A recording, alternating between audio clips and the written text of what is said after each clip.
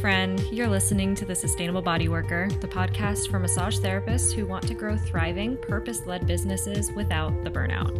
Here we talk about nervous system aligned business strategy, pricing that makes sense, client work that doesn't deplete you, and how to build a career that actually supports your life. I'm your host, Gretchen Popp, massage therapist, mentor, educator, and recovering overachiever. Let's get into it. Welcome back to the Sustainable Bodyworker podcast. I'm really glad you're here for this one because this conversation genuinely changed the way that I practice. Not in theory, but literally day to day since the moment we hit stop on this recording, it's impacted every session I've been giving. And that doesn't happen all the time, so I want you to sit with this one. Today I'm talking with Fernando Rojas, a teacher of somatic mindfulness for massage therapists, and we go deep on something that I think a lot of us sense but haven't quite had the language for yet. The idea that sustainable body work isn't really about your technique. It's about how you show up in your own body day after day. What happens when you stop treating your body like a tool and start building a real relationship with yourself as a sensing, living being. Fernando gets into all of it in a way that is both practical and kind of profound. I also share a story in this episode about a session where I dropped my clinical agenda entirely and just stayed present and what happened as a result. It's one of those moments I'll carry with me for a long time, and it's interesting to hear Fernando's perspective on it. After you listen, I would genuinely love to hear what lands for you. Come find me on Instagram at sustainable.bodyworker, drop something in the comments on whatever platform you're listening on, or send me a DM. This is the kind of conversation I want us to keep having together, and your voice is a part of that. All right, let's get into it.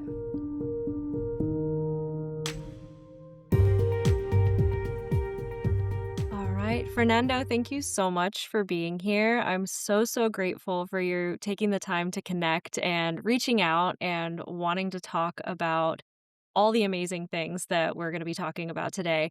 First and foremost, before we get too into it, I would love for you to briefly introduce yourself for anyone who is not yet familiar with you.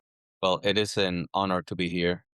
And my name is Fernando, and I teach the short version to start with is I teach continuing education classes to massage therapists on a broad topic, which I am calling somatic mindfulness. Also, I could add that's a way to bridge somatics and touch, which is sort of a curiosity that's out there now in the massage world. Oh, yeah. Somatics I feel like I'm seeing so many somatic styles of work cropping up and lots of people offering different trainings in it. And it was actually always something that I was kind of aware of in my early massage therapy education in Boulder, Colorado, because Naropa University is there and there's a really heavy somatic psychology program there. So I knew a lot of people who went through that training. But I feel like there's been a huge resurgence or a awareness with somatics. So if you were to describe how somatic mindfulness is either different or unique, I would love to know a little bit more about that. I am happy to do that. I will tell you the funny story first. So the word somatics is really old, and it was not in I guess it was not specifically associated with touch therapy just yet. And but what I was gonna say that's funny is that like mindfulness and like other words, somatics is eventually going to be in some cereal box somewhere soon, right? Because it's become a buzzword. But somatics, what I have tried to do is to distill the meaning of what somatics is and see since somatics is specific to the body and originally it was created as an offshoot of Feldenkrais, which is sort of like a movement type therapy. Really the key to somatics is paying attention in a particular way, in a mindful way, to what the body is saying. That's why I sometimes use the word conversation to refer to what it is that we do here. So the interest of Thomas Hanna, which is the main person to which the term somatics is attributed to, his interest was to contribute to the psychotherapy and the psychiatry, the mental health therapeutic modalities, a sense that you can't leave the body out of talk therapy, right? And Yeah. so the main ingredient then is how do I create a relationship with my own body through paying attention in a particular way so that then that in itself has some effects, right? That tend to speak to issues which are not only physical, but also what would be put in the category of mental health. Amazing. And so, just to create clarity, when you say being mindful of one's own body, are you saying the practitioner themselves is mindful of their own experience first and foremost? That is it. So in somatics, it is a guided, right? Even Feldenkrais and the Alexander technique, right? And similar techniques like that. What they do is they offer you ways to have a deeper relationship with yourself through guidance, right? Move this way, pay attention to this, pay attention to that. Sometimes there is some touch, I'm gonna say relationship, but it's more in adjusting, right? Sort of like yoga, right? Where they would adjust your position and so on. And it's really just all really, and I like to keep things as simple as possible. It is really all about having a relationship with ourselves as living beings as opposed to machines.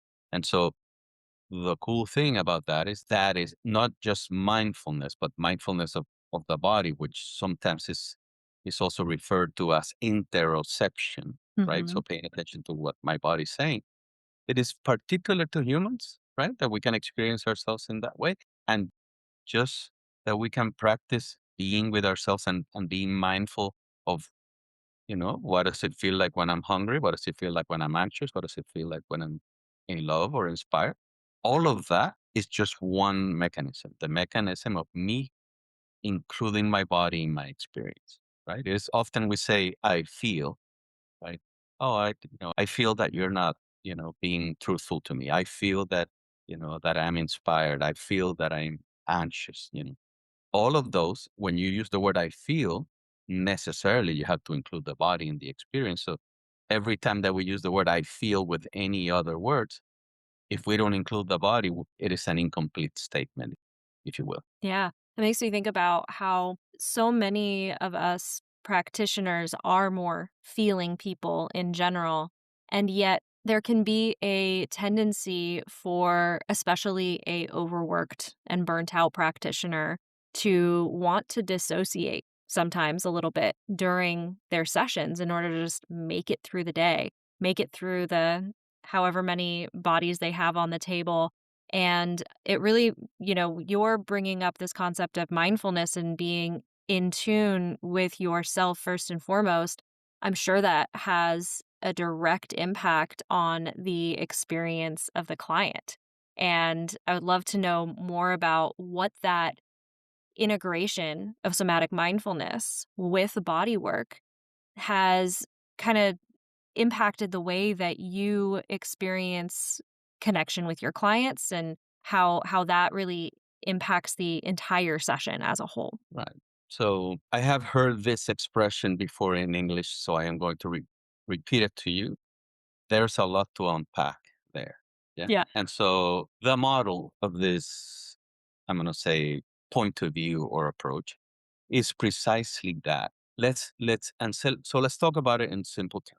It is a fact, or at least a supported by science affirmation that when we make someone else's day better, we feel better, right? It's sort of like we're put here in order to be in some type of service with each other. And if you're gonna take that and look at it, as a grand design of things, right? It makes sense because if we feel better by helping each other, that means that we're gonna tend to be kinder to each other, and so our species will survive. If you wanna go that big, right? Yeah. What I think is a mistaken point of view is that I don't know if I want to say mistaken. I would say it's an incomplete point of view that in that process it would be okay for me to hurt myself. Mm. And so I go further.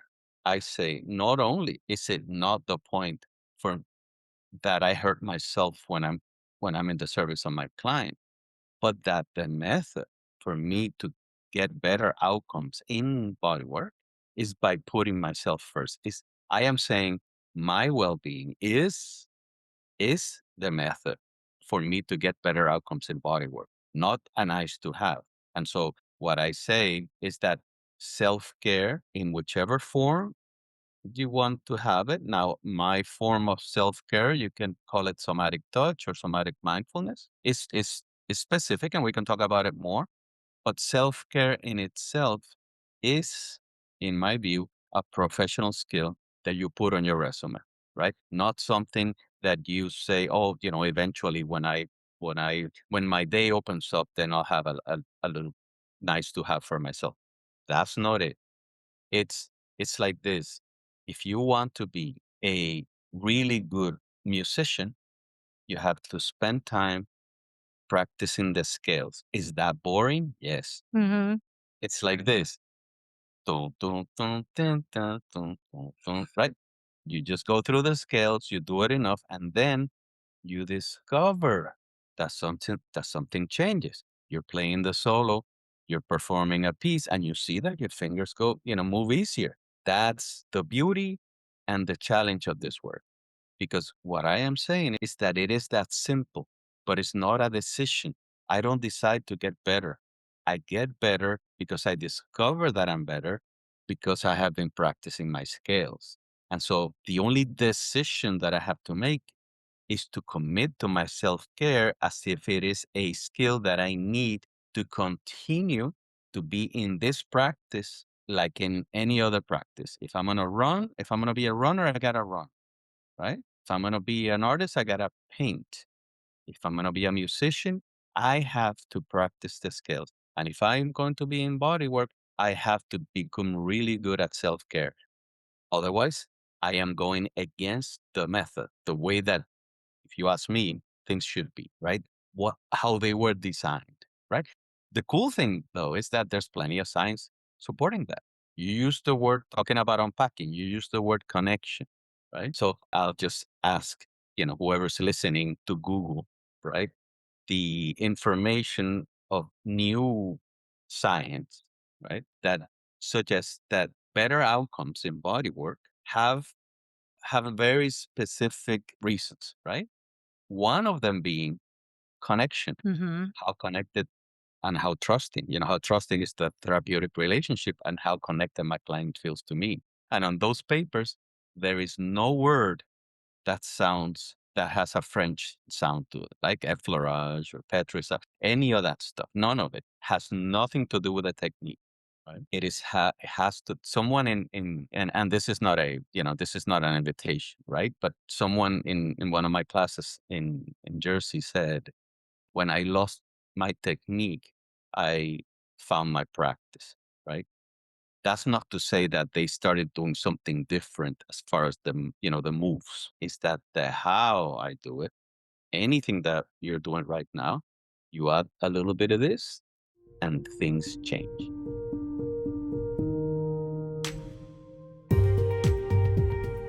You know that moment when you realize you can't keep doing this alone? When every client cancellation throws off your entire day? When you're answering texts at 9 p.m., you're doing the laundry and the bookkeeping and the social media and the actual body work, and you're watching your life pass by from the treatment room? Maybe you've thought about hiring help. Maybe you've even looked into it or hired someone who didn't work out. But then the questions and troubles flooded in. How do I afford to pay someone when I'm barely paying myself? What if I hire the wrong person? What if I can't find anyone good? What if it makes everything more stressful instead of less? I get it. I've been there. And here's what I want you to know. The practitioners inside the Sustainable Body Worker membership had those exact same fears. They were stretched impossibly thin, doing every single task in their business alone, terrified of what hiring might cost them in money, in time, in mistakes. And now they have teams that run smoothly while they work fewer hours. They're taking real vacations without their business falling apart.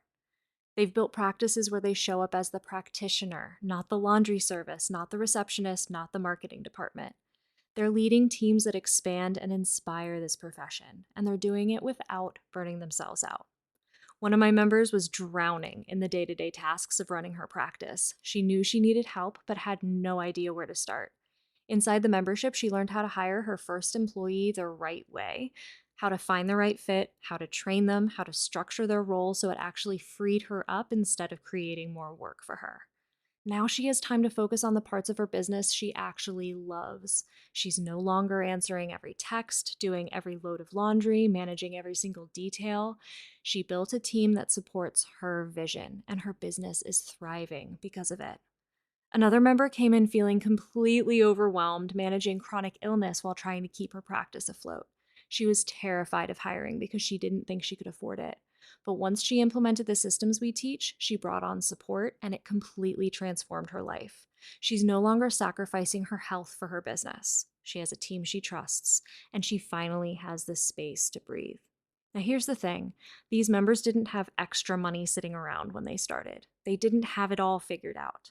They had the same fears, the same doubts, the same packed schedules you probably have right now. What changed wasn't their circumstances, it was the support they received. Inside the Sustainable Bodyworker membership, you get step by step training on how to hire your first employee the right way, from writing the job post to onboarding to creating systems that actually work and what to actually pay them. You get monthly coaching calls where you can ask questions in real time and get personalized guidance. You get a hypnotherapy library to rewire the limiting beliefs that keep you stuck because I can't afford help and I have to do it all myself are just stories your nervous system is telling you to keep you safe, and they keep you stuck. And you get a community full of body workers who are building teams, sharing what's working, and cheering you on when it feels hard. So, if you're ready to stop doing everything alone, if you're ready to build a business that doesn't require you to sacrifice your body, your time, or your sanity, if you're ready to step into leadership and create a practice that actually supports your life, head to the link in the show notes and use the code SBCPOD to get a special discount just for podcast listeners.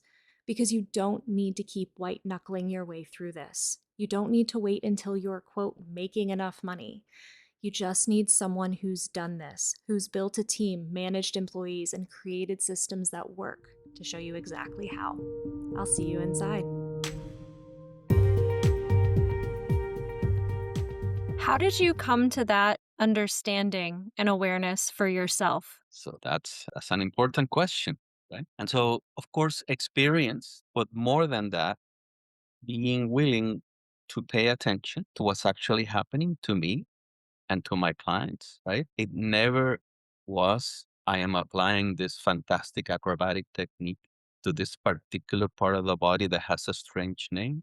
And in every case, it works the same way, right? No, it was, there seems to be more here because it's not only, when you talk about healing, we often say, well, my crick in the neck went away, my hip pain went away. And okay, but if you've been doing this for long enough, sometimes you hear things like, I also feel clear about a problem that I've been wanting to solve at work. I found clarity of purpose. I know what to do in my life now. I feel better about myself. I love myself. You know.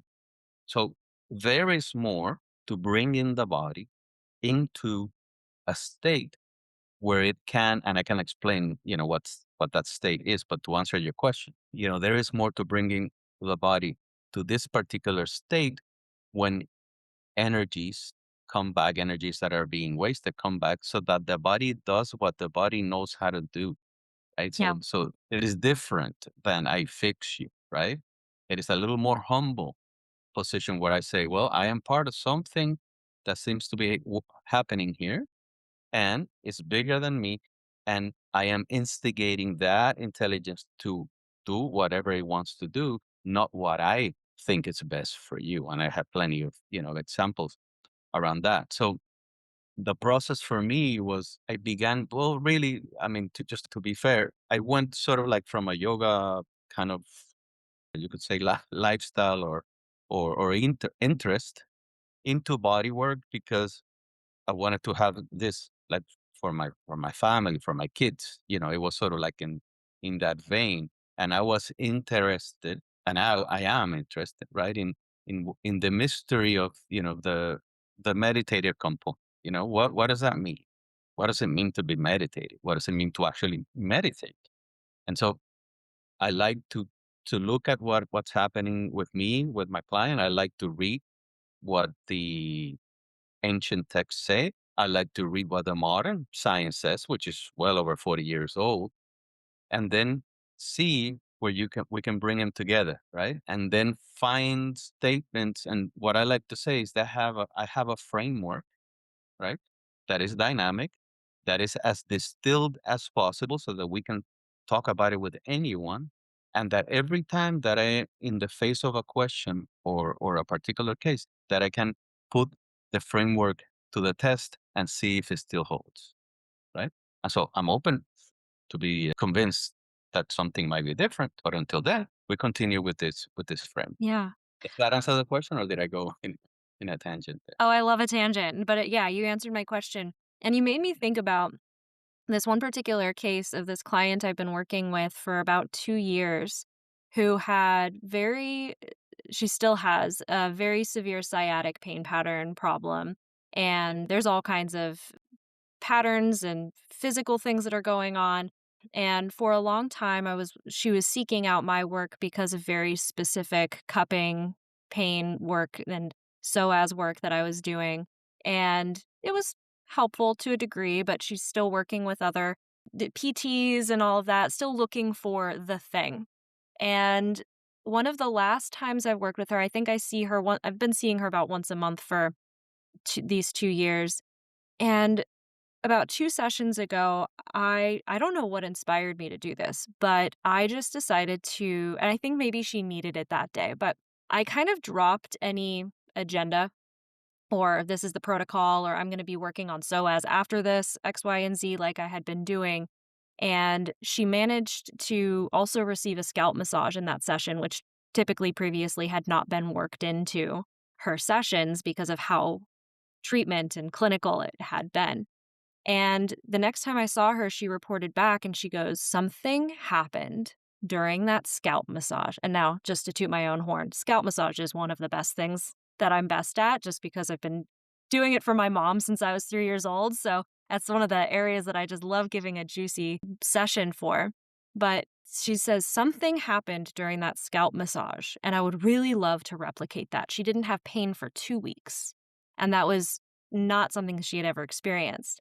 And it makes me think about how that one session did not have okay, if this, then I'm going to be working on that in the kind of mathematical way that my clinical brain works. And just letting her have this experience, let go of a pattern. And I'm curious about your thoughts on what may have been happening there. I'll tell you the important thing you said was I have been working with this person, right? Which is different than I am doing something to someone. Mhm. Okay? So what you described is a conversation, right? You cannot come into a conversation with a list of answers because it's like this conversation right now. If I already have the answers, then this is not a conversation. This is intercepting monologues, as a good friend of mine said, Yeah.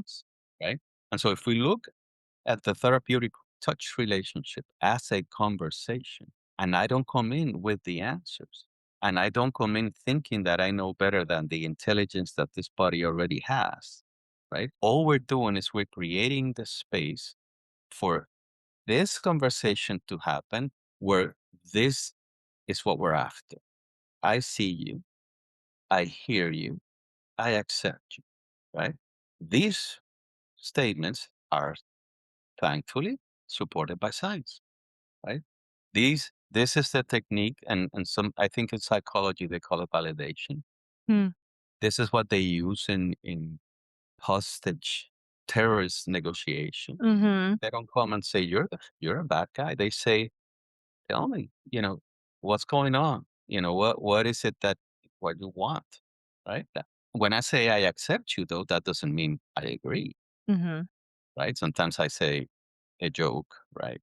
If my teenage daughter would come to me and say, I want to put an earring in my eye, right? The sure way for that to happen is that I begin to explain how that's a bad idea. And so, again, that's not Acceptance does not mean that I am a doormat. Acceptance means that while you're here for the 90 minutes, for the 1 hour, for however long, you can be whatever you want.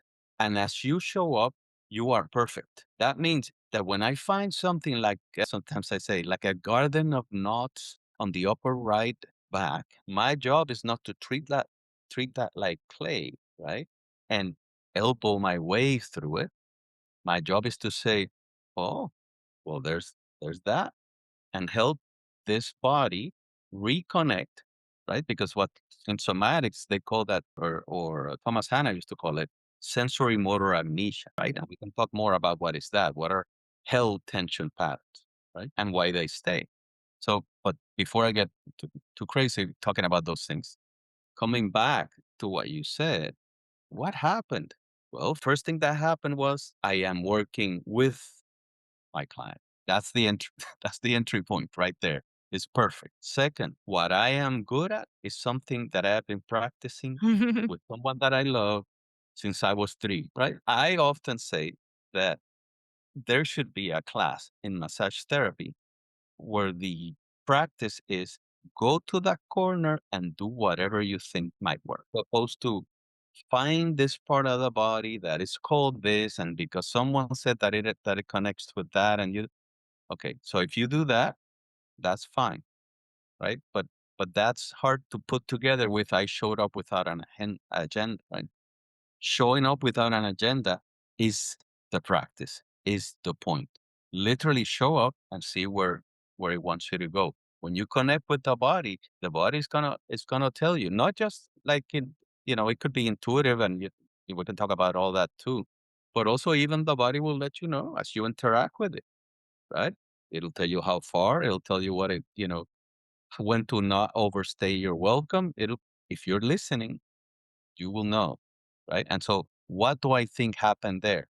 I'll tell you what I think happened. What happened is that a space of trust was invited so that that body could be whatever that body can be with the sciatic pain, with the sciatic problem, without that being a problem that I had to fix. Mm. And so it went from I am applying a technique to you because I think there's something wrong with you and thus I can fix it, to I am here and I am inviting for you to be whatever it is that you want to be, and to allow your body to come into what's called allostasis. Allostasis, right? Which is different than homeostasis. Mhm. Allostasis is the body's ability to respond optimally to the current demand, Okay. which means as I sit here, I have tension and compression because otherwise I'll, my head would fall, right? So I need some tension and some compression, but I only need as much as I need and no more. As long as that's the case, I am not wasting energy. Yeah. Makes sense? When your client is on the table, what is the demand? Certainly not to run from a tiger. Certainly not to be ready to bench 300 pounds. Certainly not to have that tension pattern that is pulling something so that something is being compressed so that then you're calling it sciatic something, Mhm. right? Often when someone says, well, I was diagnosed with this and was diagnosed with that, I said, and they ask me, what should I do? I said, well, begin by whatever the name is that your doctor told you it was, change it to Peter, call it Mm. Peter, and then have a relationship with Peter. Listen to what Peter wants to say, right? Listen to how often it shows up, in what circumstance, and so on and so on. That is reconnecting, right? Our awareness to what's happening. So what happened, if you're going to apply the somatics theory to what happened, is that somehow this body felt that for the context of laying on your table, it was all right to not protect or defend itself for whatever it's been protecting and defending itself from for all of this time. Wow. And at least for that 1 hour, there was no judgment that whatever was happening was a problem. Yeah. Because if I come to fix a problem, then I'm saying, don't put the earring in your eye. But what I'm saying is, if you show up and you tell me that you're green and that you're 8 feet tall and that you're 500 pounds, I'm going to say, isn't that interesting? As opposed to, but you're not. I can see that, right? Hmm. Because what I want is for this client to feel for this client and for this body, because the body has its own language. Those are two different things. That's why, you know, the body keeps the score, the book, Yep. yeah, required reading. So the body keeps the score, written by a psychiatrist, mind you, right? Says you got to include the body in the conversation. He said, I didn't. He said, you can't talk yourself out of trauma, right? You got to include the body. And so the body, when it feels heard, when it feels like there's no tiger, when it doesn't need to defend itself from something, then it'll do whatever it needs to do, not what I want it to do. So whether I'm on the head and I do these practices in class, which are specifically to prove that point, that I could be over here, excuse me, over here on a foot, and all of a sudden that change and that other thing change and that other things. So what's actually going on? It can't be that I am applying the technique to the neck because my client said I need work on my neck. Can't be that. So does that mean that I don't work on the neck? Sure, work on the neck. I'm saying that I am not discounting that when I'm on the head or the neck or the thumb, that something else in the body is going to say, "Oh, no tiger, cool, let's go, boom." So sometimes that state that your client went into that you may have noticed is called the ventral vagal state or the parasympathetic state, or what Andrew Huberman calls the NSDR, no sleep deep rest state. What I call it is the state where, in the context of allostasis, right, is the state where my body is responding optimally to the demand of the moment, which is play dead, Yeah. right? Shavasana, if you're a yogi, play dead. That's the only thing. When you're on my table, that's the only thing that the body needs to do. Allow itself to fall into gravity. So if I can help this body do something that is called neuroception, which is turn on the radar and check for danger. When it sees that there's no boss yelling at me and no partner being unfair to me or no bench, no 300 pounds to bench and so on and so forth, then it'll do whatever it needs to do, which in this case is like that.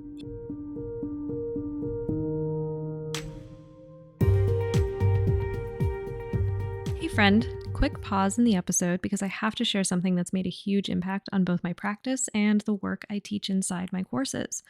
If you've been following me for a while, you probably remember the teal cups I started out with.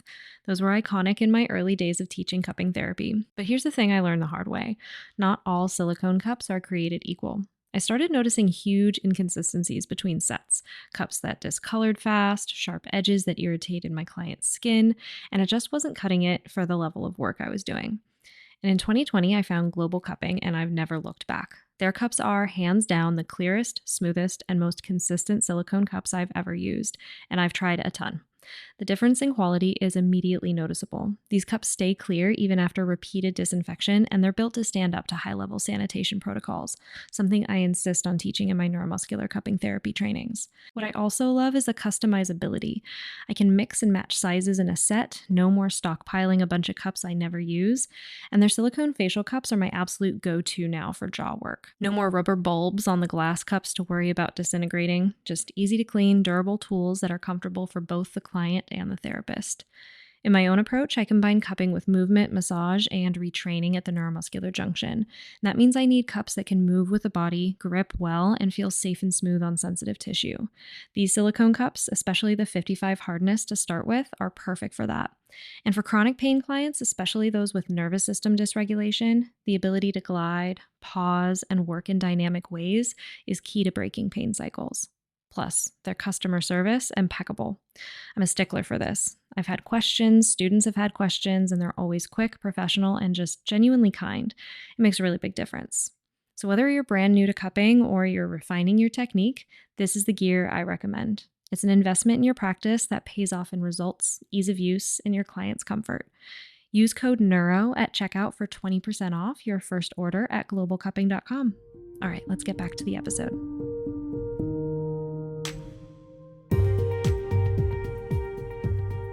That's as simple as I can put it. And all of what I said is supported by science. Yeah. Yeah. It's fascinating the nervous system and how much unwinding happens with the nervous system being able to feel safe in that Yeah. environment. And I'm curious too, because I automatically think about practitioners, because I was in a very clinical setting for a very long time. And how might a practitioner who is very clinical setting, maybe shorter sessions, don't necessarily have the marketing set up or even the I feel like there's a client expectation for practitioners who are sports massage therapists or clinical in one way or another. And there's this expectation of like, okay, yeah, just really rail in the hip there. That's what always helps. And I'm always foam rolling this and, really fix this issue. How might a practitioner who's in a setting like that be able to implement more somatic mindfulness to allow that unwinding to be able to happen naturally without completely alienating a client who's already in that mindset expecting that let's go kind of massage? Very good question. And that's why somatic mindfulness is not presented as a new modality for you to replace anything. That's not to say that you can't turn your practice into whatever I'm doing now or some of my friends are doing now, which we call it somatic touch or somatic therapy. Well, okay, right? That's a possibility. If you've been doing this for more than you know how, I mean, and let me just say this, the name of this podcast, right, is the thing that we should should be all of us should be talking about Yeah. because the numbers are staggering as far as people burning out, people quitting the practice and so on. And so when you have passed that threshold, right, when you're into this, perhaps after 3 or 7 or maybe 10 years, you will start finding out the things that I'm going to tell you already you knew, Mhm. because that's the only way to stay in business with, in body work for sure. And so I was in a twice now in a collaboration with the New York State, what is it, Society of Medical Massage Therapists, right? Which have a particular way of seeing things. I have also, there's a place in New Jersey where I teach physical therapists and chiropractor, right? So these are the settings that you are referring to, Mm. right? And so there was because I like jokes, right? There was a joke with the physical therapist after we went through some of these things and we had some experiences in class and so on. The joke is, okay, now that you have received the referral for the shoulder, right? For the this is a hard word for me to say in English, but the shoulder girdle, right? Yeah. Right? So you receive that referral, right? And then you work in whichever way that you would work, except you add some of this, and I can tell you some examples of how to do that, right? And then all of a sudden, the ankle also resolves itself. I That see this means, all the time. right? You're gonna have to invoice for the ankle too, right? Because it's only fair, right? So yeah, shorter settings, very specific work on the only in these two muscles and stuff like that. Is there an application for this? Yes, big time, because this is not about what. This is about how. So I don't teach people to change what they're doing. I teach people to bring awareness into how you're doing it and how does whatever you're doing go from an application of a technique to a conversation, right? So what is an example of that? I call it sometimes the vampire approach, right? And you spoke of the psoas before, Mhm. and maybe you're aware that we can reach the source through the question then is, can I just go to the source when I want to? No, Yep. I have to be the vampire, right? I show up at the door and I wait to be invited. And then as it lets me in, then I feel that it's letting me in all the way. And then I feel the organs wrapping my hand and I go all the way until I reach the source and then we talk, right? And then coming out, am I just going to end that conversation quickly? Oh, I come out again with the same reverence, right? Because that move specifically, if you don't do it mindfully or somatically, you won't be able to do it. Yeah. How about if you apply this to every one of your moves, right? Forearm on the erectors, right? Lomi Lomi approach. Delicious, fantastic. Take 2 seconds, present yourself at the door, wait to be invited. When you feel the invitation, go. And it may be that you go and you bump on ribs. That's okay, because that is what the invitation says. And then pay attention because you don't want to overstay your welcome. And then when you're ready to come out, don't just leave. See, if you think the body, all the relationship that we have with the body is an elastic, right? It's things are either rebounding or recoiling. So when I am deep, right, in the move, and then I feel like the move has completed, I say no conversation begins or ends abruptly. Mm-hmm. So if it's not gonna begin abruptly, I took 2 seconds and I acted like the vampire. If it's not gonna end abruptly, how about if we play with the idea that is, as this muscle rebounds back to its original form, I let it push my arm up into the air.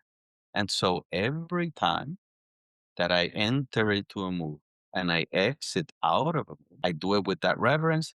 All conversations begin and end complete. This body feels heard as opposed to I'm doing something to you. That sometimes we call it, oh, I want your pressure eight, number eight, right? So let's say I weigh 200 pounds. You weigh 120 pounds. What is pressure eight? Yep. How do we do that math, right? And then, let's go even further.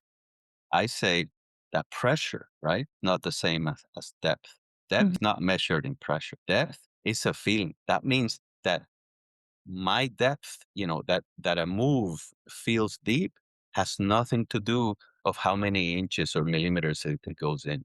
It has to do with what it feels. So maybe I go this much, right? Maybe a whole inch, say, right? Just to illustrate. Or maybe I only seem to be in the surface, but the feeling this person is having, the sensation is having, is one of depth, right? And so that removes the need for the question that you didn't ask me, but that a lot of people ask is, how do I explain this to my clients? There's nothing to explain. There's nothing to explain. I just change the application of a technique to a conversation. That's all that I did. The rest seems the same. And the feeling that they're having, whether it looks like it's on the surface, that it's superficial, or that it's really going deep, the feeling is going to feel like that. Of course, I don't say it as a theory, I say it as a personal experience. And there's only one way to find that. Put it to the test and then see what the client says. Yeah. What's the worst that can happen? That overall, if you have 24 moves, you lose one or two? I don't think anyone's going to complain about that. Yeah, it seems like there's a level of presence that this creates space for. And I love that the word presence came to my head when you were talking about this because our co host, Kelsey, is working on something right now where she's teaching the level of presence that she has. And that really is the determining factor, I think, for what I love about her body work and why I think so many people love her body work. It's not necessarily XYZ technique, though she has a couple of really great techniques that I'm like, how did you do that? I'd like to learn that swoopy move you did, but it's the presence that she holds, the space in the container that she holds, and the way that she is able to apply the technique that she's doing and go into providing that. And one thing that this makes me think about, especially from a burnout perspective, that level of presence and awareness does take energy. It's I think sometimes a lot of the reason why some practitioners resort to just kind of placing their hands, doing the swoopy moves, doing the protocol that they know and not really creating space for that presence is because they are kind of rationing their energy for the amount of clients that they have. They're not necessarily filling their own self-care cups as much as would allow for that, like we spoke about before. And I would love to have your perspective of, if you'd be willing to give us even an overview of what taking care of yourself first looks like so that you can approach every session. I mean, you're even approaching these conversations that you're having about this with that same level of presence that I'm sure that you hold space with in your sessions. And I'm sure at some point it's become just a habit of yours. It's a state of being for you at this point. But for those of us who are at a burnout place or just not capable of necessarily holding that for other people yet, would you be willing to share some of the things that have helped you be able to embody this on such a regular basis? That's important. I say that we practice in life what we bring to the table. Yeah. The reason that, after X amount of, I guess, thousands of people now, I've seen some really, I'm going to say, great inspirational shifts in therapists. It's because of this practice that they apply to their practice. Yeah. And so, what is that? Well, I think what we need to find is language that we can all understand, and a way to approach it that we're willing to humor. Yeah. Because why? Because I don't have to convince you that if you go to the gym 3 times a week for 3 months, that something will change. Yeah. I didn't say you're gonna see abs. I didn't say that your heart rate is gonna go from this to that. I didn't say any of those things. I said that we know for sure that something's gonna change.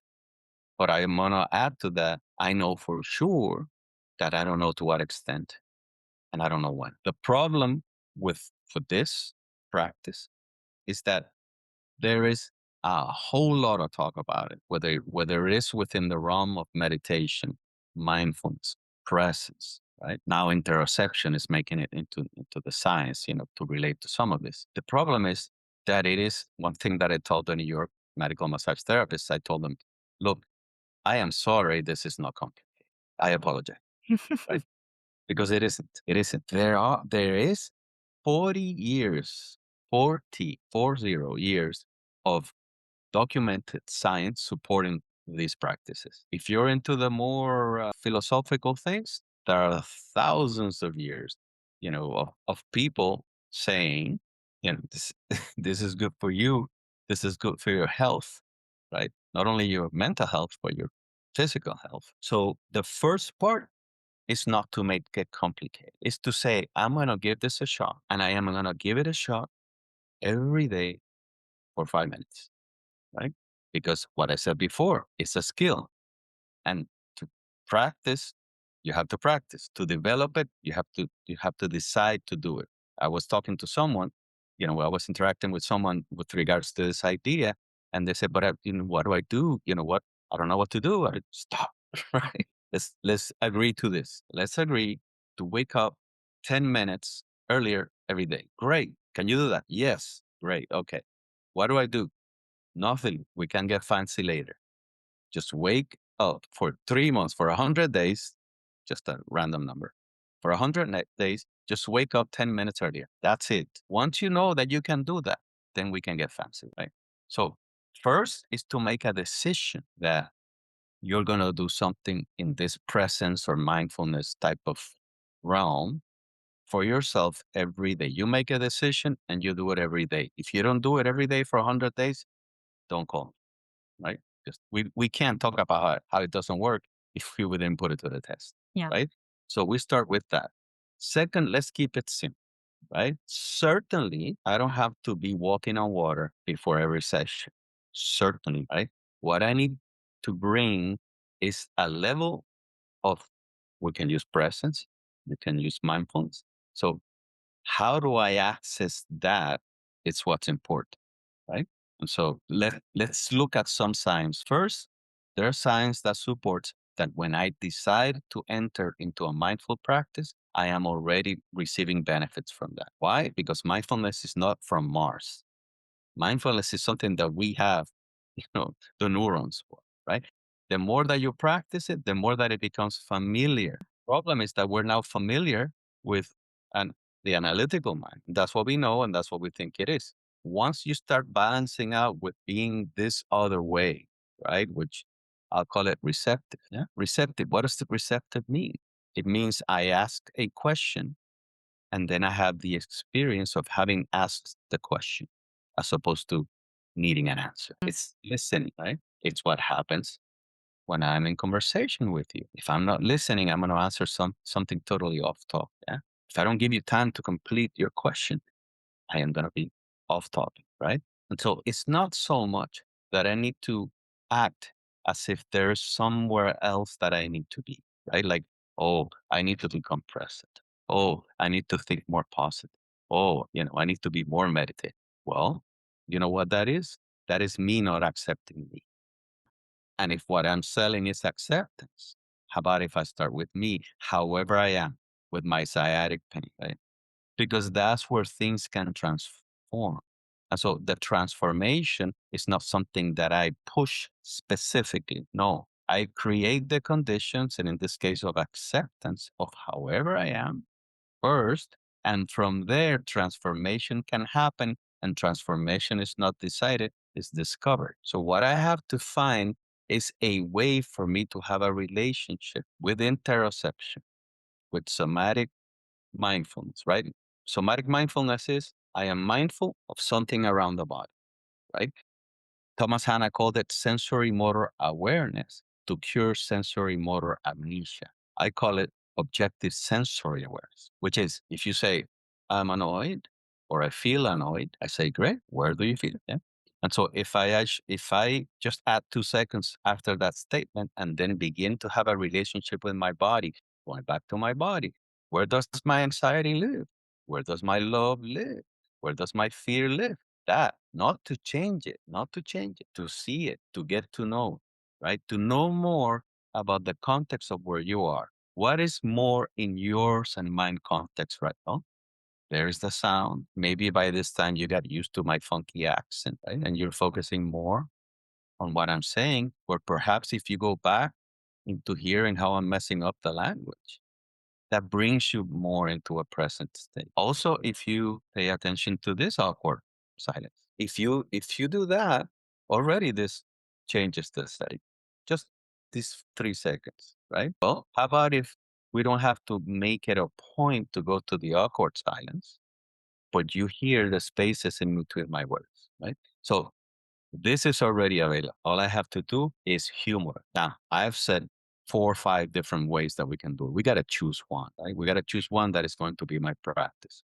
And the way that I help participants begin this relationship with what I call the framework of the subconscious, which I can say more about if you want, is by choosing what is it that I can practice with, right?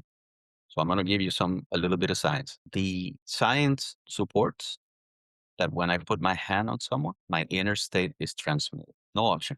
No option, right? It's not saying I am healed. None of that. I connect and my inner state transmits, right? That kind of puts a little bit of the responsibility on me paying attention to what it is that I'm thinking. At minimum, am I thinking about my checkbook? Am I thinking that this is my fourth session, right? But also considering that I am not going to be at my best at every session. How do I then bring acceptance or mindfulness into the mix, right? Because what I want to transmit, if I can't transmit my best self, I can at least transmit that I am being the best that I can be from where I am by accepting what I'm feeling, right? Not how I feel, what I feel, what does it look like? You know, how I feel, where I feel it, and what does it look like? The more that I am able to be accepting of me and the way that I feel and what I'm sensing in my body, the more that transmission goes and the more the trust and connection builds. Because the only way that my hands can talk about acceptance is by me being accepting of me. And so the exercise that I do in class is that. Let's practice being accepting of how I am. Put your hands over there and let your hands do the talking, right? And so I call that attuned touch. Attuned touch is touch that is informed by my inner state. So the action and the quality of my touch is informed by my inner state. So what I am worrying about is my inner state, not what my hands are doing, right? Because in the same way that when you don't worry about what your hands are doing, right? You just know they're going to do whatever they need to do. And Lord knows, you know enough techniques. How about if I begin to bring awareness to what's happening inside of me as a practice, as a humoring of the concept of interoception, which is going to be good for me anyway, whether I feel better or not. That's not the point. The point is, however I'm showing up, I am going to be accepting of that. And if something changes, that's something that I discover, not something that I caused.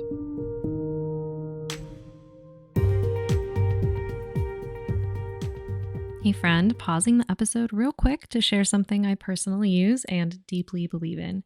If you're like most body workers I know, you've probably had those days where your nervous system is completely fried from back to back sessions, admin chaos, and way too much time hunched over a screen.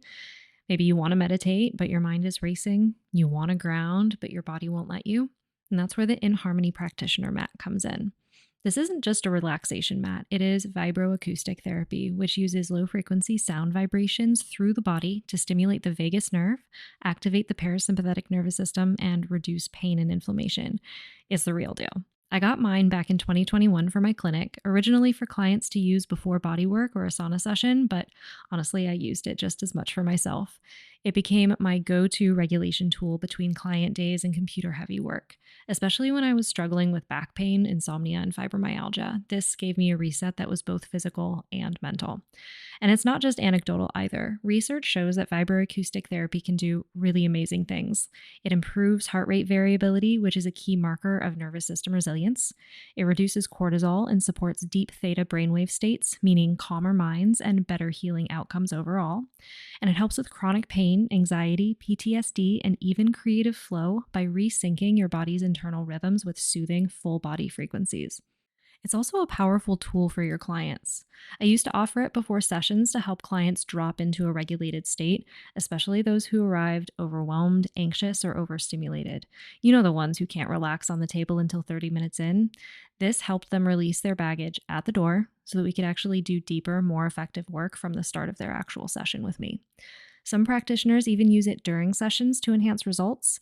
I personally prefer to keep it separate, but I did love pairing it with herbal wraps, giving clients a way to receive deeply without being touched, which can be incredibly healing for trauma informed care. And here's the thing, the nervous system is the entry point for transformation. If we can calm it, everything changes for you, for your clients, for your business. And if you want to experience it for yourself or add it to your practice, head to iaminharmony.com and use my code NEURO5 for 5% off. It's a write off for your business, and honestly, it's one of the best investments I've ever made. All right, let's get back to the episode.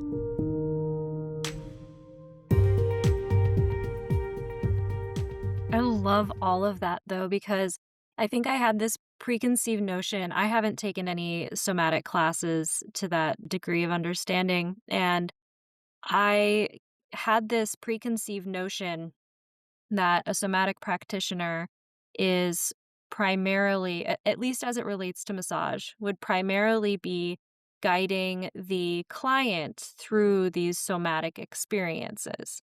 And what I'm hearing you say is that the way that you have been able to bridge this gap with somatic mindfulness and massage is that it's 100% in the way that you show up. And that just inherently allows, whether it's a vibrational or an energetic or whatever is actually happening, it allows the client to meet you at that resonance, and therefore they're able to accept themselves because you are operating at a frequency of accepting yourself and being with yourself with presence. And that translates to the client. That's the claim. Because if you can do somatic mindfulness or somatic experiencing, you can call it whatever. If you don't show up in a particular way, that's not it, right? I'm not saying it's wrong. I'm saying that's not it. Now, if in body work, if someone guides someone into somatic experiencing, well, that's not somatic touch. That's somatic experience. It's okay. That's beautiful. In fact, that's so good that I have included it in specific instances, right? Like someone who just, and I can say more about that, but I'll give you this. This one is illustrates it well. My daughter last year was in boot camp for the Coast Guard. I don't know if you know, and this is new to me because the military thing is new to me. You can only really talk, for a little bit during the time. And if you don't pass certain physical tests, you don't, they set you back 1 week, and you can be there for for a year. And so she hurt. In the process, because it's a fairly grueling process, she hurt herself around the ribs, right? And she was 1 week out and she needed to pass the physical, right? The 40 sit-ups, the 50 push, whatever that was. And when she calls, and I have 5 minutes, right? When she calls, she says, this is what's happening. I can't touch her. I only have 5 minutes. What do we do, right? So you can apply somatics to it, right? You can guide someone to say, okay, here's what you're gonna experience. Here's that's where somatic experiencing comes, right? You come into a what I call a conceptual conversation with the body, right? Which has to do really with just this, which is what the book Somatics by Thomas Hanna says. Sensory motor amnesia. This means we have attention pattern that is held, that is chronic, right? Because the body is defending itself from something even though it's not there. And you cure that with sensory motor awareness, right? And one of the ways to do that in the somatic experiencing process is something that they call the cat stretch, which is just this. You have an involuntary contraction that your brain is no longer recognizing. And so it stays. Because people don't stay tense because they want to, right? That's a different conversation altogether than the analytical. That's why PTSD exists. Yeah. Yeah. So this is just a little example of PTSD. That's all that is. And sometimes I say, because when we talk about trauma, and I'm not going to deviate from what I was going to say, but just as so I don't lose that point. When I talk about trauma, I say I'm going to talk about trauma in a very, very respectful way, but I'm going to put it where it belongs. Right? And so attention pattern is saying I'm protecting and defending myself from something, just as sometimes I'm defending and protecting myself from something that is really big, call it Mhm. capital T, right? But if it's because I had a pull muscle or something like that, right? Then I have other contractions that are protecting me from whatever caused that pull muscle, but I don't need those right now. So I cannot work with the injured muscle. I can work with the contractions that are aiming to defend this body from moving too much so that it doesn't hurt itself anymore. Yeah. And so Thomas Hanna describes it as if you can identify where the involuntary contraction is, you contract more, you go past that contraction. But then the little secret about somatics is that you pay attention to the feeling, to the sensation that you get when you are decontract. Mm. Why? Because the feeling of contraction is already there. It's embedded. All I'm saying is, look, contracting is good. I accept you. It's okay. And not but. And there's also this other feeling, the feeling of when it decontracts, right? And so what a somatic session that is guided does is basically something around those lines, right? It's saying, go ahead and contract, right? Now release. They call it the cat stretch is not a stretch, it's a contraction. You think about it. When you stretch in the morning, you actually contracting your body, not stretching. You contract, but it's the feeling of the release. That's what we're after. So that we can have a bigger conversation about what's possible. Right? We're adding to the conversation. We're not removing. We're not saying trauma is bad. Like trauma is the result of good design. Mhm. Right?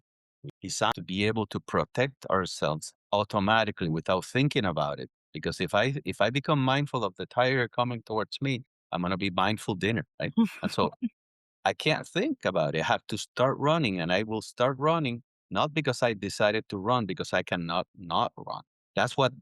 How useful the subconscious is. So Yeah. what I need to do is create a relationship with the subconscious so that I can become conscious, that I can influence the subconscious. And that's also very old. Pavlov dogs are the result of just that. You know the story of Pavlov dogs? I do, yeah. Right? And so, what is a more modern one? If you've ever had lime in your mouth and we wait 2 seconds, your body's going to tell you its opinion about lime in your mouth, Yeah. right? Same thing. I can have a relationship with that system, not because I want to change it. I'm never going to be able to change it. I just want to know that I can also have some say in the triggers. Yeah. And that there are, and that spectrum where on one end you have big trauma, right? Capital trauma. On the other side of that, you also have big bliss. It's all one spectrum. How do I know that?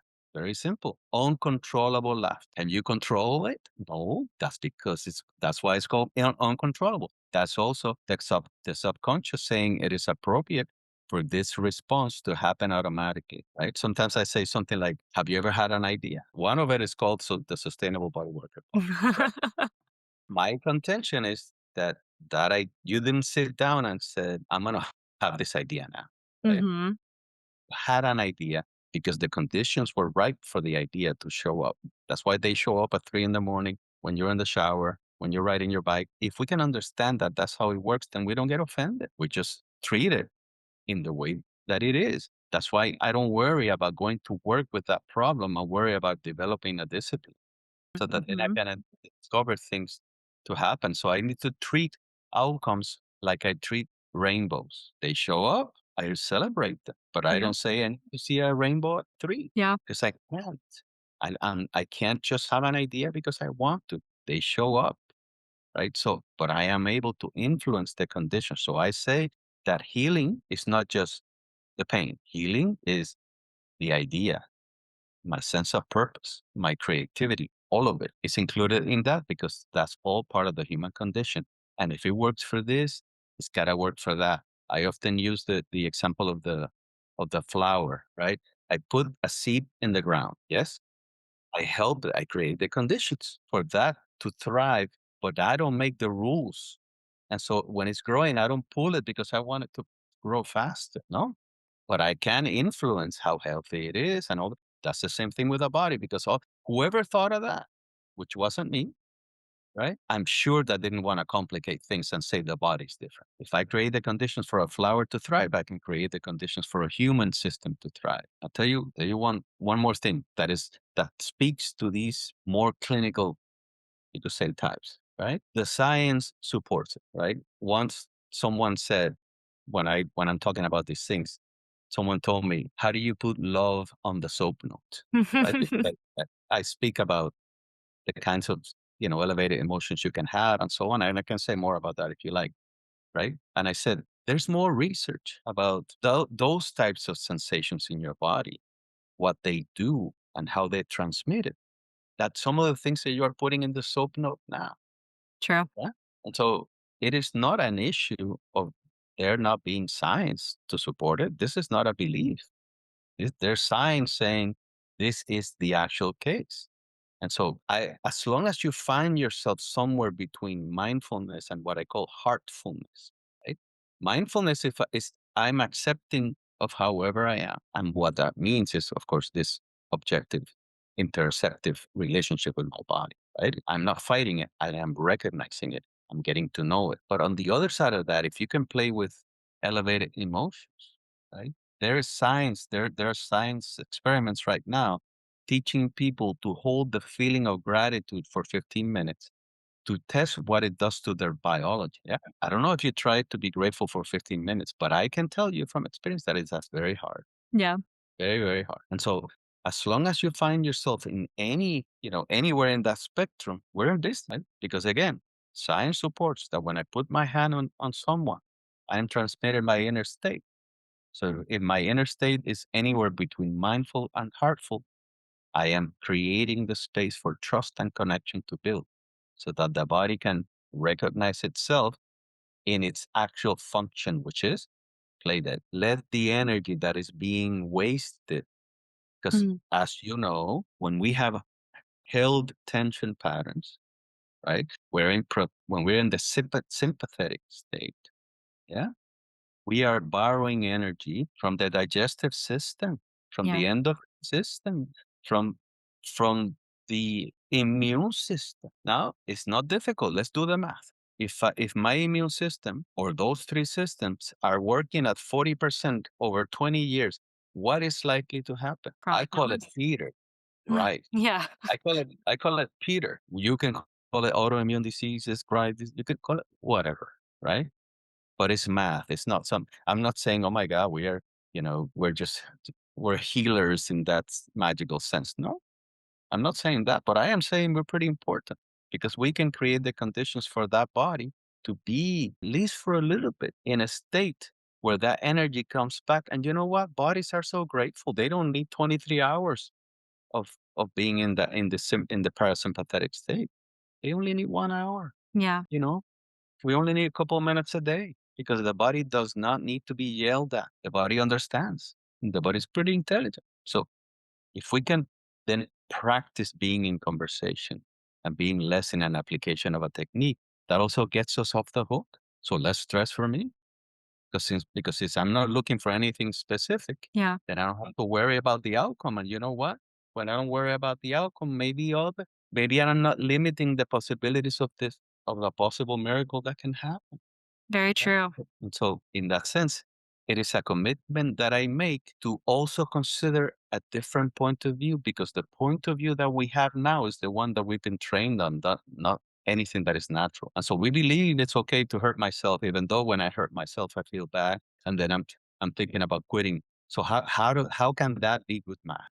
It can, but we have a firm conviction because most of us, think like that, that's just okay. But you can listen to Tom Myers, Anatomy Trends, right? Eric Dalton, rest in peace. They talk about the little muscle that is called all of that.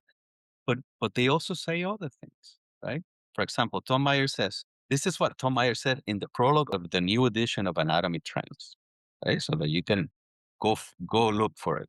He says, I have been trying to find good science for me to prove the theory of the trend, of the meridian, of the what is it that he calls them, the myofascial meridians or something like that, right? How tension travel, right? So far, he hasn't been able to do that, but he's seen it to work, so he keeps going, right? But he is sincere enough to say, I'm still looking for it, right? Yeah. Cool.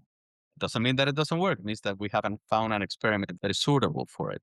But he also says, really, all that's happening is that there are two human systems here in conversation. His words, right? You go to Eric Dalton. There's an interview of him that I have recorded somewhere, and I posted it in my social media. And he says this. They asked him, so what would be advice that you would give new up and coming body workers, right? Something to that effect. And he thought for a moment and he said, mind you, if you know about Eric Dalton, he also knows the name of everything. Mhm. That little tendon that no one knows exists, he knows, or he Mhm. knew, right? He said, you gotta love your clients. What your clients come, they think they come for this pain or that, or to look better or this or that. But really what they're coming for is something that he called non-judgmental, compassionate touch. He said it, and then he said, that's big. Let me repeat that. Non-judgmental, compassionate touch, right? Nowhere in there is there the name of a muscle, how you manipulate this joint, any of that stuff. Non-judgmental, compassionate touch by the masters, the people that I look up to, right? And so I am not saying that all of the other things that we get to know about anatomy, techniques, and so I'm not saying those are wrong. I'm saying there's more to know, Yeah. like the silences in between my words, like this one. And if you think about it, that's how nature works. There are a well placed rest, silence in a piece of music makes it delicious. There are spaces in between the sounds of nature. Waves come, then waves go. And then there's space in between. There's space in between what my heart is doing now. And all I'm saying is highlight the twilight. Mm. Highlight the twilight. Don't leave anything out of it. That means do not begin or end a conversation abruptly. The body prefers this evocative conversation. The body prefers song. The body prefers art. The body prefers verse. How do I know that? Because when you ask someone how they feel, sometimes they come up with these statements that Yeah. are beautiful. And so so when can you practice? At any time. Anytime someone tells you something, I'm not good at maths, or I right now feel so grateful to be here. That's a statement that we need to stop for 2 seconds and include my body in it so that it becomes a truth that is added to my current experience, so that then I have options. Right? That's not to say that it is true that my boss is an asshole, right? It is true, but I will have the choice to continue to ponder on that or to enjoy my conversation with you or dinner with my family, right? I will have a choice. It doesn't make the other one untrue. It just gives me the choice to say, okay, well, but this is the demand that I have in front of me right now. Let me show up for it. So I say, pick your favorite word. Call it interoception, call it presence, call it mindfulness, call it somatic, call it somatic mind. You call it whatever. Doesn't matter because we've been humans for many, many, many, many, many years. We've been humans way before we had names for modalities, for however the body works, all that stuff. Right? So right now, all we're doing is we're finding a platform in order to be able to play with ideas that are true for all of us until the androids come. While we're human, the truths are all the same, right? The same truth that apply to the little seed in the ground apply to me as a human being. And all that life is asking of me is to listen, pay attention, so that I can then discover something as opposed to decide something. Yeah. I feel like there's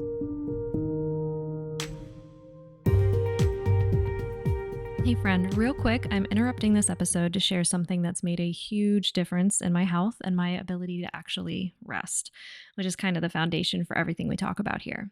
Now, you've heard my story, and you probably know that I used to be a chronic insomniac. Like, my eyes were super tired, brain totally wired, body aching all the time, just laying there for hours wide awake, even though I was completely exhausted. And even when I did fall asleep, I'd wake up with that classic cortisol spike at 3 a.m. and couldn't fall back to sleep again. I honestly just thought that was how my body worked. But everything changed when I started using Swanwick blue light blocking glasses. I was in a program that emphasized 3 pillars of health, and sleep was one of those non-negotiables. And once I understood what blue light was doing to my nervous system and circadian rhythm, it made so much sense. So here's the science real quick. Blue light, especially from screens and overhead lighting, suppresses melatonin production. And it doesn't take much. Even small amounts of exposure after sunset can delay the release of melatonin by hours, making it so much harder to fall asleep and stay asleep. But that's just the beginning. That same disruption also affects your cortisol rhythm, your ability to regulate inflammation, your blood sugar, your digestion, and even your tissue repair. Now, you're a body worker, so you know sleep is when the real healing happens for you and your clients. So now I wear my Swanwick glasses every night starting at around 5 p.m., especially if I'm leading a Zoom call or working late, and the difference is wild. I fall asleep within 30 minutes of starting to read in bed, I sleep so much deeper, and I wake up with a lot less pain. And most importantly, I feel like me again. And just to take it a step further, I even swapped my bathroom light bulbs to their amber-toned bulbs so that my evening routine doesn't confuse my body into thinking it's midday. This is one of the easiest, most effective upgrades I've made to my nervous system regulation and overall healing. It's super low effort, high reward. Honestly, it kind of feels like cheating.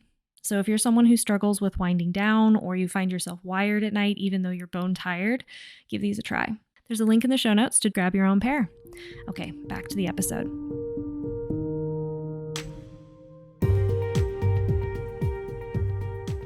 so much to uncover. I feel like we could talk for hours and uncover so many pieces that are actionable, whether it's in the moment or in session.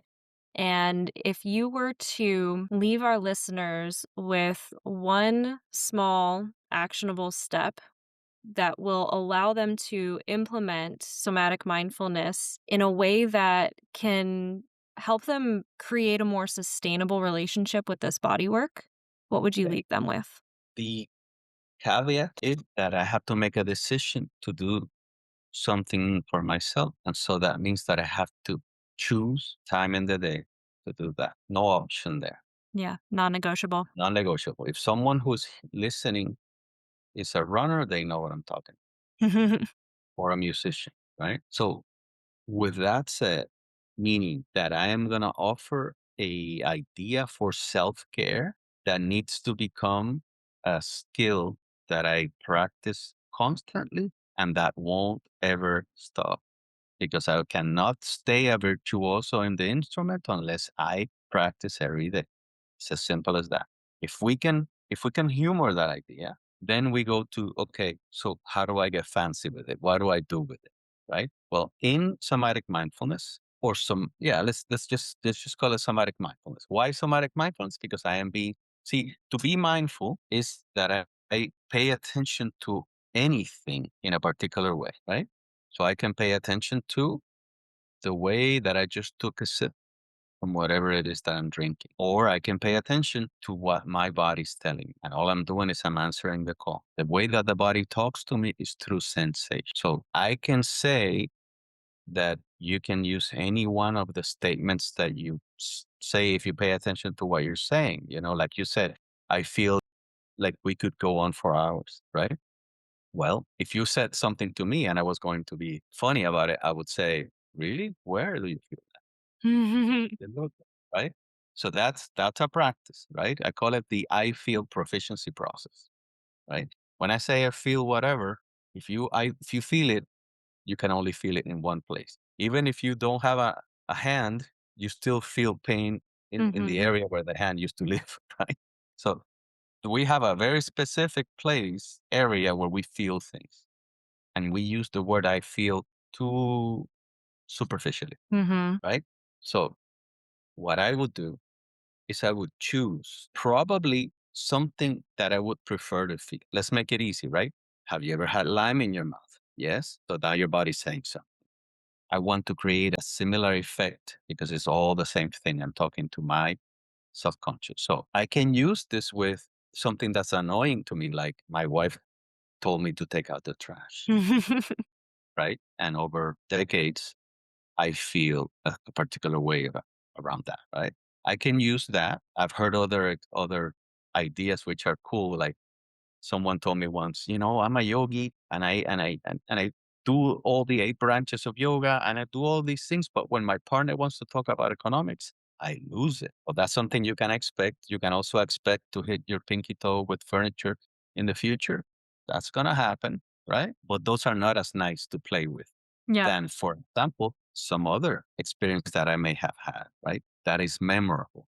That is something that I would prefer to feel, right? Like for me, for example, would be something like, what did it feel when I saw the face of my child when it came, because I was there, right? When it finally came out, I took a gasp. What did that feel like? Well, that felt in a very particular way, right? And I can recall that feeling anytime. Yeah. Right? The problem is that we cannot misunderstand this as I am going to use that when I'm feeling like crap in order to get rid of feeling like crap. No, I find a moment of peace in my day, if it's possible for me to do that, right? Where I can see if I can recall that feeling that I had when I felt that I felt when I saw the face of my child all gray and crying. And so if I can do that, and I can do that often, and I can do that every day, all of a sudden it's going to become a reality Yeah. that I actually get to know more about what that feeling meant. And when I say meant, I don't mean analytically, I mean in my body. And the more that I can do that, the more that I get good at being able to summon those types of feelings. There's plenty of literature that says have a gratitude journal, Mhm. right? It's not about writing the thing that you want to be grateful for. It's about actually finding the feeling of, Yep. of gratitude somehow. And so if you have something that you can be grateful for, or something that you would rather remember, make it a point to do it every day, right? The process, again, could be with something that you're annoyed at. It doesn't matter. It's that you have an objective relationship with it. Objective meaning that one thing is saying I feel inspired, and the other thing is I feel inspired, and thus I feel it here, and it moves, and this and that. Now, the value of it is not even to find the feel. The value is to ask the question and be there with the experience of being receptive to something. That is where the magic is. It's not for me to worry about whether I feel it or not. It's about going back to my body and saying, okay, what do I feel? But I'll give you one that's even easier. There's a place called the Heart Math Institute. And so recently in the 90s, I think it was, they discovered that the heart area has a neural network, right? And so we are constantly in a balance between, it's an electromagnetic balance, right? Electric and magnetic. And more it is found that this has a lot to do with the way that we make decisions, the way that we understand things, and that it influences us in many different ways. It's just that it's not analytic, it's more of a right brain type of thing. And so they call it brain heart coherence. when you're able to bring the heart also into the mix. So I'll give you one that is as simple as it can get and already supported by science to be really powerful. And it looks like this. You bring your awareness to your heart. Just that. Now science suggests that you begin to emit frequencies that are associated with elevated emotions like love, gratitude, inspiration. So just bringing your awareness to your heart. That. And then breathe into your heart, make the exhale longer. That begins to say to your body, go into parasympathetic state. There is no danger. That's a mechanical way. Just do that. We're in business, right? So none of what I said is strange or difficult. It's whether you're going to spend 5 minutes every day, for example, breathing 2 into my heart, exhale 4 out of my heart. That. Do it for 100 days. And then call me. Don't do it. Don't call me, Yeah. right? Then the added, if you want to get fancy with it, and if you're really curious, then look at your everyday life and see what transforms. And the simpler, the better, right? It's like, oh, I showed up at the house and I'm usually really OCD and I want to clean the bathrooms, or I want to play the podcast or whatever. But today I decided that I was just going to sit and be with myself. This is a true story. That's why I'm saying. And then I would say something like, this is not something that you decide. This is something that you discover because you were driven to it by your subconscious. Yeah, I love that. There's so much magic in that, and I really appreciate all of this, the presence and the techniques. There's so much value that you shared with us today, and I just want to thank you so much. And really, I know that there's so many places that people can learn somatic experiencing and all of that, but for people who want to learn more from you, where would you like to send people? Where can they learn more about what you do and what you teach? So, and just to clarify that, right? What this is bridging it to touch and bringing it to a way that is useful. If you're in any situation where touch is important, this is for you. Question is, in what context is touch not important? I'll leave you with that. But I have articles that I've written. I have a book that I wrote. I'm writing a second book.